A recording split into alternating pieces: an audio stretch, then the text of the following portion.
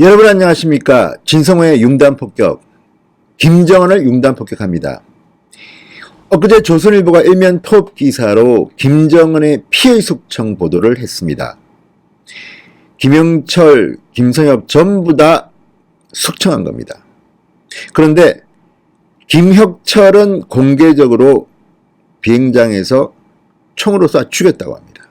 그런데 김혁철 국무위원회 대미 특별대표와 함께 하노이 미북 정상회담의 실무협상을 담당했던 김성해 통일전선부 통일책략실장에 대한 뉴스가 월간조선에 의해서 특정 보도됐습니다.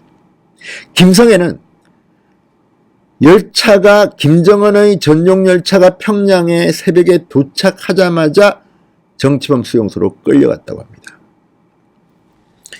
자, 김정은이 얼마나 화가 났으면 열차가 평양에 닿자마자 김성해 정치범 수용소로 끌고 가 했겠습니까? 아무튼 충격적입니다. 월간조서 보도에 따르면 북한 소식통은 이렇게 말했다고 합니다. 자신을 하노이까지 가게 해서 개망신을 줬다는 이유로 대노한 김정은이 자신의 전용 열차가 평양에 도착하자마자 김성해를 수용소로 보냈다. 앞에서는 김정은의 환영 행사가 열렸지만 뒤에서는 김성해가 체포돼서 끌려갔다, 이렇게 말했습니다. 이게 바로 북한이다. 그러니까 김성해가 정치범 수용소에 간 것도 문제지만 이렇게 한 나라의 외교를 담당했던 실무자가 평양에 오자마자 정치범 수용소에 끌려갔다는 것 자체가 정말 북한의 인권 상황을 보여주는 그런 사례입니다.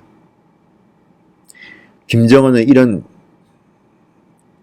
반인권적인 행위에 대해서 대한민국 정부가 이게 확인이 되면 항의를 해야 됩니다.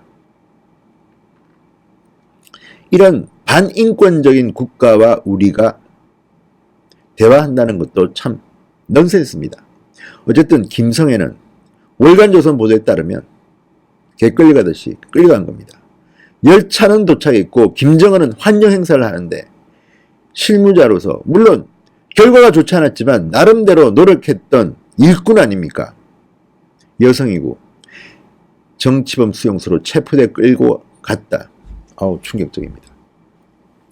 자, 조선중앙TV가 3월 5일 새벽 김정은이 평양에 도착한 모습을 공개한 화면을 보면 김정은은 북한군과 주민들의 열렬한 환영을 받습니다.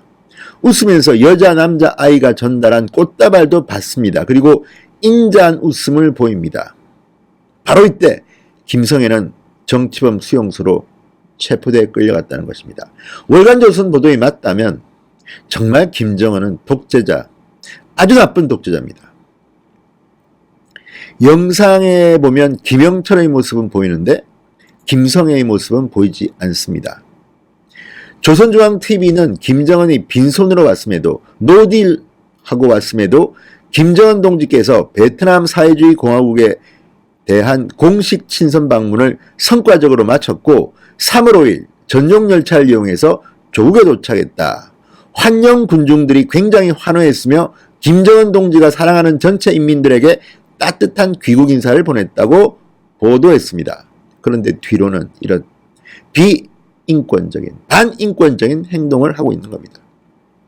자, 조선일보가 엊그제 보도한 걸 보면 북한이 하노이 정상회담 결렬의 책임을 물어서 김혁철 대미 특별대표 그리고 외무성 실무자들을 5명을 미림 비행장에서 총살했으며 대미 협상을 총괄한 김영철 노동당 통일전선 부장도 강제노역 등 혁명화 조치를 당했다고 보도했습니다. 김성해 통일전선부 통일책략실장도 숙청됐다. 정치범 수용소로 끌려갔다고 전했는데 김성해는 바로 현장에서 평양에 열차가 도착하자마자 이렇게 끌려간 그런 사실을 월간조선이 보도한 겁니다. 김성해는 사실은 북한에서는 간단한 여성 일꾼이 아닙니다. 2002년 박근혜 전 대통령이 방북에 있을 당시 박근혜 전 대통령을 수행했다고 합니다. 당시 동아일보 기사를 보니까 박근혜 전 대통령은 한국미래연합 창당준비위원장이던 2002년 5월 12일부터 3박 4일간 개인 자격으로 평양을 방문했습니다. 이때 당시 상황을 기록한 유튜브 화면을 보면 김성애는 박근혜 전 대통령의 모든 방문 코스를 함께 하면서 안내했다고 합니다. 그때부터니까 김성애는 나름대로 대남 일꾼으로서는 굉장히 오랫동안 북한 정권을 위해서 봉사한 일꾼입니다. 그런데 하노이 회담 결렬, 그게 김성애 책임입니까? 김정은 책임이지. 그런데도 희생양을 만드는 겁니다. 월간조선 보도가 맞다면, 자, 김서혁은 총살하고 김성애는 수용소로 끌고 가고 김영철은 무장해제에서 숙청하고, 이로써 김정은이 잘못한 게 아니라 부하들이 잘못했다고 북한 인민들한테 공개하는 겁니다. 누군가는 희생양을 만드는 겁니다. 자, 김성애는 박근혜 전 대통령과 함께할 때 장면을 보면 금은 양잠 차림에 손가방을 들고 동행했으며 비가 오는 날에는 박근혜 전 대통령에게 우산을 씌워주며 따르기도 했다고 합니다. 유튜브 캡처 동영상 속에서 모란봉 전망대에 올랐을 때 김성애가 박근혜 전 대통령에게 이 우회가 중앙 텔레비전 방송입니다 라고 하는 설명 영상도 있다고 합니다. 박근혜 대통령이 웃으면서 예, 제가 설명 들었습니다, 이런 음성도 담겨져 있다고 합니다. 그 이후에도 김성애는 남북회담에 자주 얼굴을 내밀었습니다. 2005년 15, 16차 남북 장관급 회담의 수행원으로, 2006년에는 6.15 남북 공동행사의 보장성원 안내요원으로 활동했고, 2007년 노무현 대통령이 북한을 갔을 때는 남측의 특별수행원을 안내했습니다. 2011년 12월 김정일 사망 당시 방북한 이희호 여사를 개성에서 영접해서 부축하기도 했던 사람입니다. 그런데 김성애는 그 이후에 김정은이 권력을 잡은 뒤 김여정의 최측근으로 평가되고 있다고 합니다. 김여정이 평창 동계올림픽 당시 방남했을 때 수행을 했다고 합니다. 김여정이 문재인 대통령을 막기 위해서 자리에서 일어서다가 핸드백을 떨어졌는데 김성애가 달려와서 핸드백을 집어드는 것도 유명한 일화입니다. 국정원은 김성애의 수용소 행위에 대해서는 확인해줄 사안이 없다고 했습니다. 지금 미국 정보 당국도 김성애, 그리고 김영철의 숙청 여부를 확인 중이라고 합니다.